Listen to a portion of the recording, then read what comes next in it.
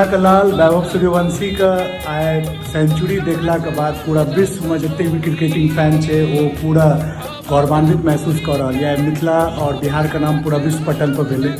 IPL का भारतीय द्वारा सबसे तेज सेंचुरी मात्र 35 बॉल में, राजस्थान की तरफ से सबसे ज़्यादा छक्का मारे के लेल एक मैच में 11टा छक्का। एहि सीजन का सबसे फास्टेस्ट एक तरीका से 50 छे जन 50 करने 17 बॉल में।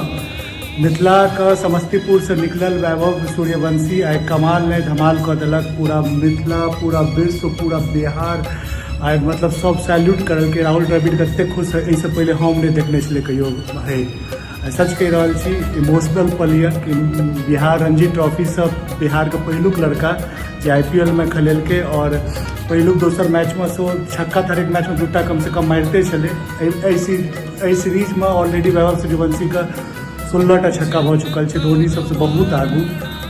सच कह रहा छी, विश्वास नहीं भऽ रहल है। पूरा गौरवान्वित पल गुमान है हमरा। हम छी मिथिला का, उनका परिवार का बहुत बहुत शुभकामना जे अपन लाल पर एतेक मेहनत करलखिन, वो कमाल दिखा दिलकै। सैल्यूट है वैभव।